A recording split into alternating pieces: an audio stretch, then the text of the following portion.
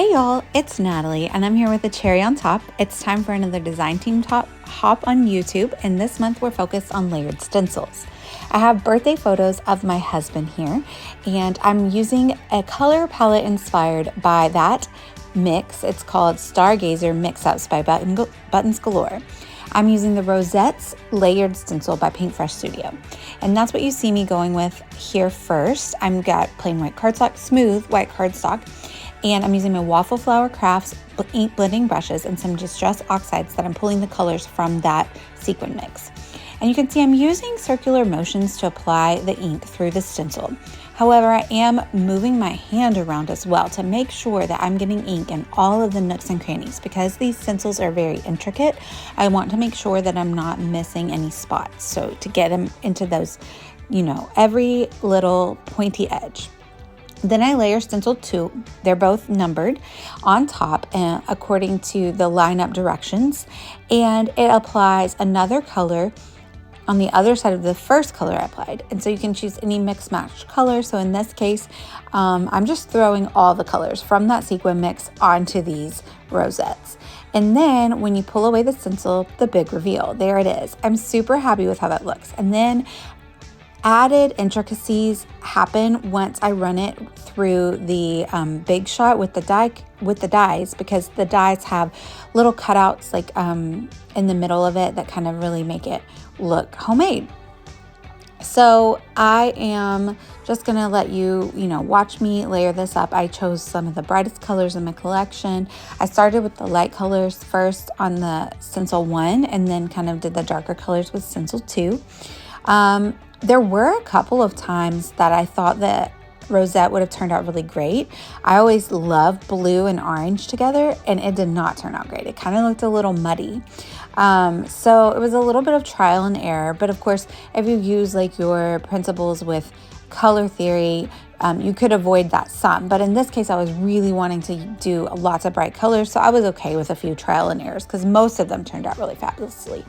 So I'm just kind of filling up this whole cardstock page with different rosettes here. And then I'll kind of dissect them and run them through my Big Shot with the coordinating dies that come from Paintfresh Studio as well. Really happy with how those look.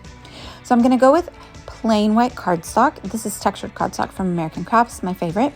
And then this pink cardstock is from Bella Boulevard. Came in just like a pack of a bunch of different bright colors.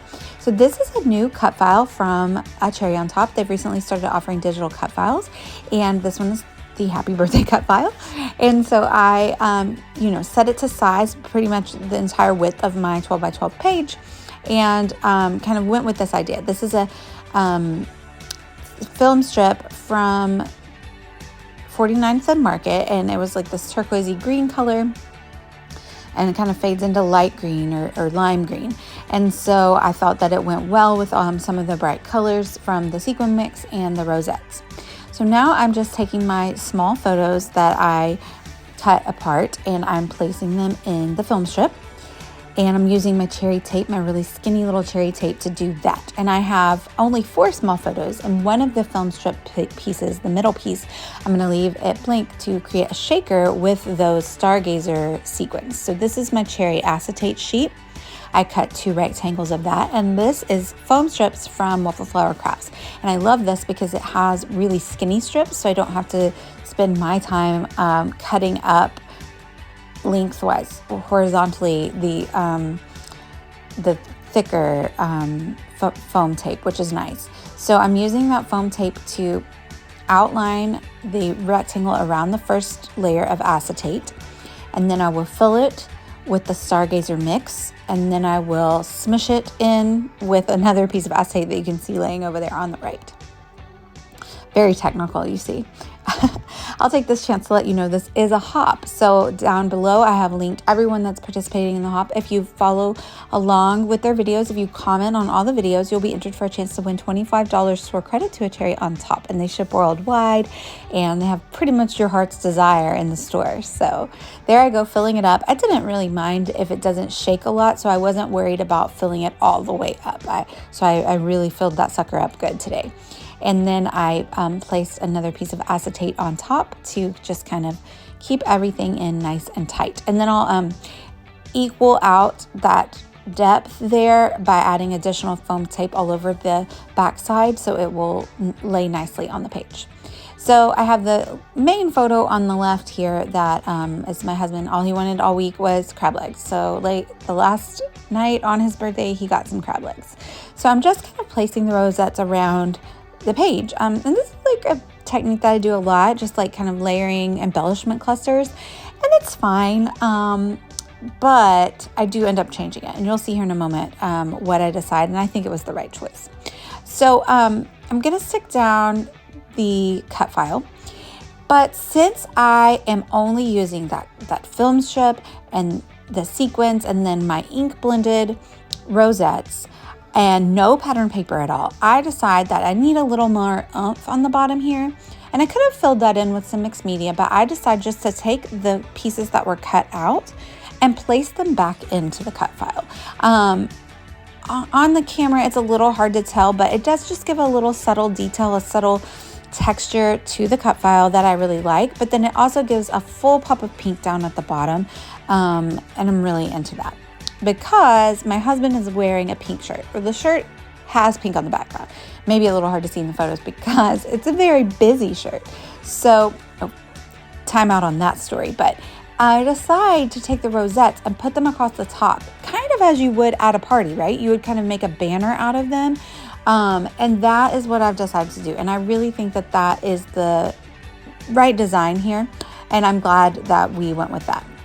So I decide to back the photo with some white cardstock, but instead of keeping it white, I'm going to give it an ink blending treatment to make it match the film strip. And so it's just going to be like the opposite, where the light green's on top and the turquoise green is on the bottom, but there's just going to be a nice gradient. And so that is what I'm doing here. And I'm really glad I do that. So it mimics that ombre effect on the film strip that's going to be on the right side of the page, on the left side of the page with the backing paper for the main photo.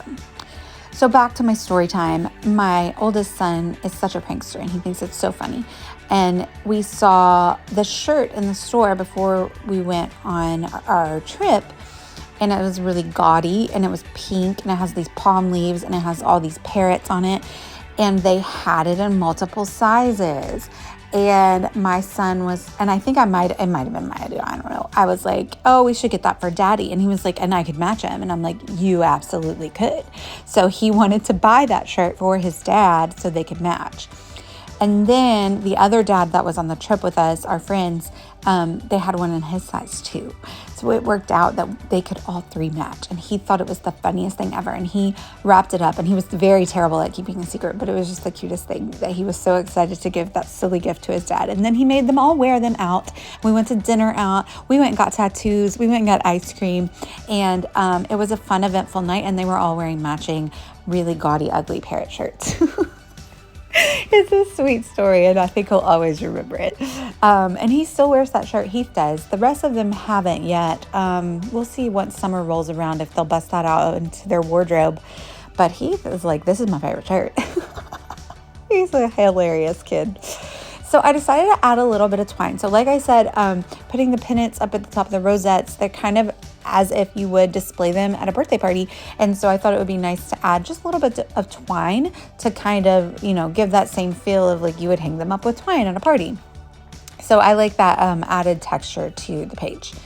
So I used my Nuvo adhesive to kind of guide the twine on how I want it to be very whimsical and flow across the page. And then I pulled out these I think it's Where Are We Now? I think that's the name of them. I'll link them down below, but they're still in the store, and they're from Where To Next. That's where they are. Not Where We're In. I hope you know where you are. It's Where To Next, and they're the Vicky Bouton Travel die cuts, and they matched with the collection really well, or with the collection. I'm not using a collection, with the bright colors of the page really well. So I pulled those out, but they're all very big.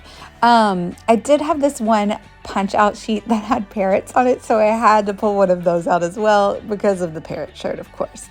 And then the other day, my friend Jessica resurfaced the old Missy trick of wadding up the